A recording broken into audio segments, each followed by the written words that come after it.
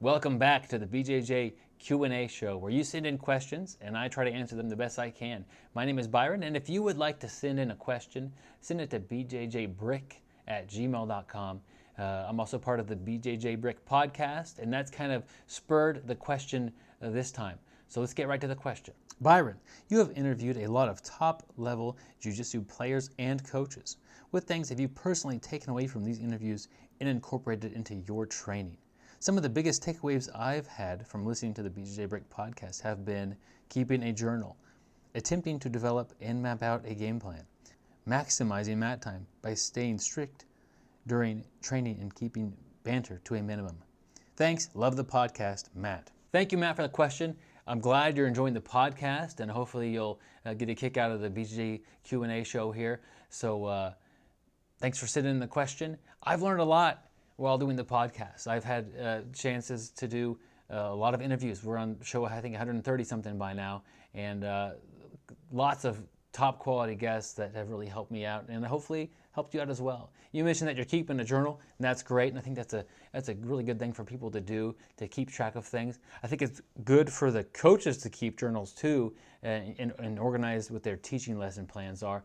I do keep a journal. It's not what you would think of as a Jiu-Jitsu journal, though. I keep more of a, it sounds weird, but a pain and injury journal.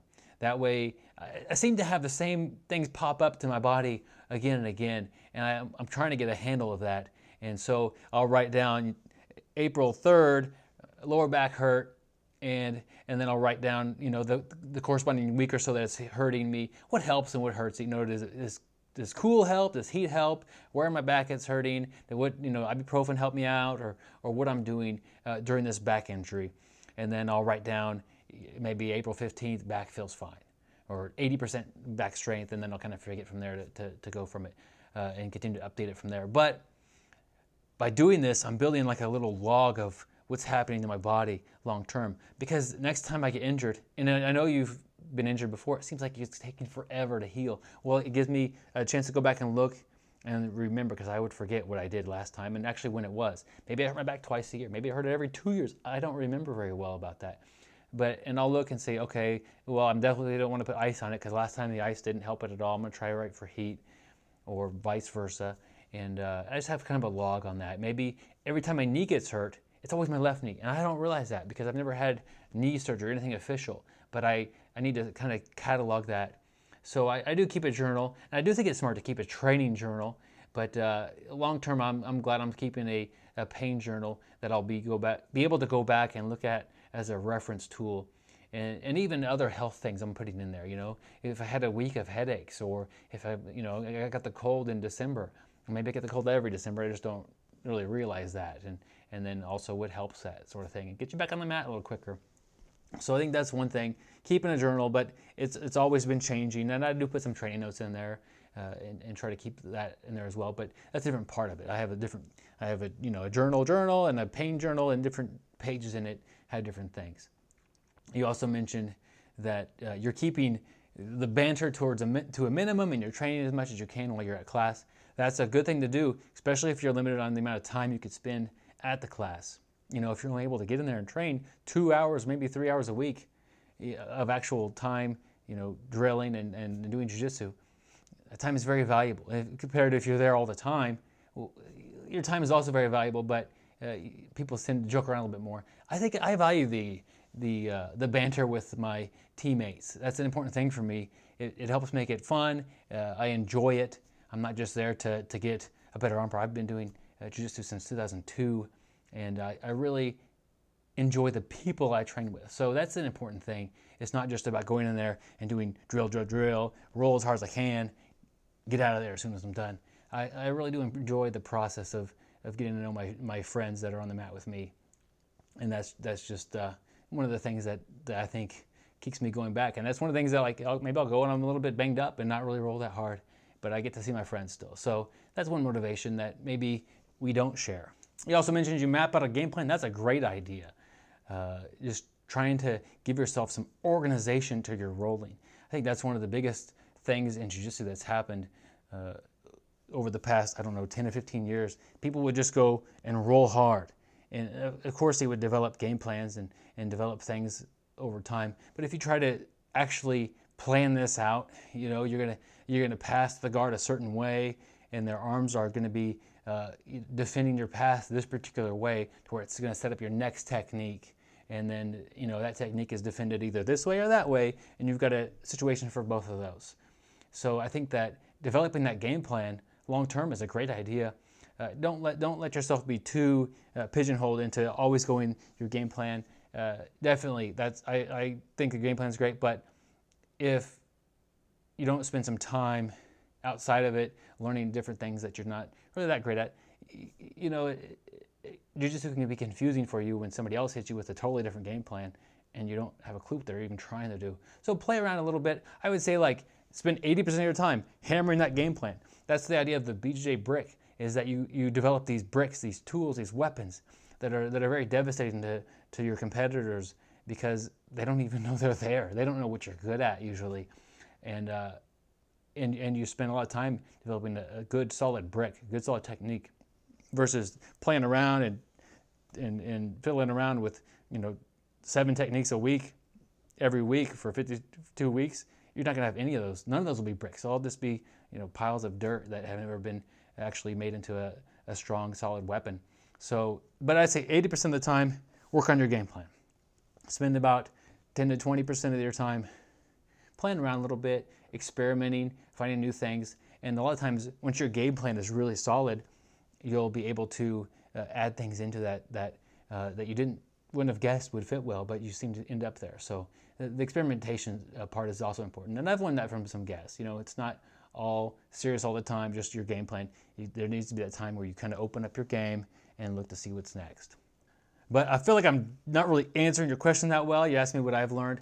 One of the big themes I've seen again and again is how important it is to enjoy Jiu-Jitsu. If you want to be good at it, if you want to do it long term, you could come in even for a year, 2 years, or 5, and just want to be great at Jiu-Jitsu and not really find the joy in it, but just come in and train hard and do your best. It kind of reminds me of people, a lot of times maybe in high school, they want to get good at a musical instrument. They're playing for band, they want a scholarship, and they want this sort of thing, but they have to practice. It's hard to be motivated to do something like that if you're not finding joy in it. And then when you're out of the school or you don't get a scholarship, when that thing's over, you're done with it. You put it in the shelf. You put it in the closet and you never play it again. It's the same thing for Jiu-Jitsu. You could become really good at it in 5 years, but if you don't find the joy in it, the next thing comes along will take it away and it'll just be gone. But if you find the joy, you'll be doing it 10 years, 20 years, 30 years. People who have done this Jiu-Jitsu for a long time find it fun. And if you want to do Jiu-Jitsu for a long time, I guarantee you'll be good at it. So just by noticing that people are enjoying Jiu-Jitsu, these coaches that have been doing it for so long, these great competitors, sure, they go through phases where they're cutting weight and it's not fun and they're training way too much and they're really, all the fun is kind of sucked out of it. But long term, they do find ways to enjoy the process, and that's a great way to find your long-term success in Jiu-Jitsu, to stick with it, is finding that joy. And I've seen that has been a common thing through many people who have much more time on the mat than myself. Another thing I've learned from people like you who ask me questions, from people who aren't world-class coaches or world-class competitors. I've learned that I think I treat new people differently. I treat white belts differently than I did even 3 years ago, before I started the podcast.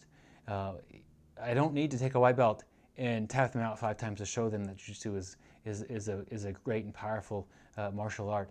I could make sure they have fun with it. I rolled just last week with a guy who told me that he had never rolled with a black belt before, and he actually had his blue belt on. And I said, well, it's an honor to roll with you. And I thought, what do I want to do with this guy? He's never rolled with a black belt. He's a blue belt. Surely he's been tapped many times, and surely you don't get the blue belt even getting tapped many times in 5 minutes. I mean, that's part of Jiu-Jitsu. But how I wanted to treat him, I tapped him once in 5 minutes. We played around. I did some cool sweeps on him. I let him pass my guard, and he worked a little top game. And I put him back on his back, and he worked his guard a little bit. Tapped him once. I think 2 or 3 years ago, I would have said, well, here's rolling with the. By then I was a brown belt. Here's rolling with the brown belt. Here's what it's gonna feel like. And I would have put a lot of pressure on that kid. and would have tapped him out as many times as I could in the time allowed. And that way he would have had the experience. But to me, it's more important that he enjoys the process and he goes away looking like, oh, that guy's okay. I feel like that black belt is my friend now, and I'm going to train longer. So that's something I've learned just communicating with people who are newer to the sport. I've learned that a lot from Gary is how to treat the new people and don't need to beat them up when they get there. I hate to say I used to be that person because I'm so much against that now, but that's one big lesson. And on a side lesson, doing this podcast, I used to be terrible at scheduling things. And so now I find myself calling people and scheduling interviews and scheduling stuff, and I've really learned how to use a calendar, as weird as that is. I'm not a very organized person, but the process of podcasting has helped me become an organized person. So that's a little side benefit, not jiu-jitsu related, but it's something that I've gained as a person, and I'm always trying to get better at things. And a little extra there for you, off the mat benefit of my experiences on podcasting is I'm a little bit more reliable, better with my calendar. So thank you for the question, Matt. It means a lot that you enjoy the show, enjoy the podcast. I hope you've enjoyed this answer. And keep listening to the podcast and keep checking out this BjjBrick Q&A. If you have a question for BJJ Q&A, send it to bjjbrick@gmail.com. Write question in the subject line, and I'll do my best to answer it. I'll give you the best advice I can or help you along your way. So my name is Byron, and check you out next time.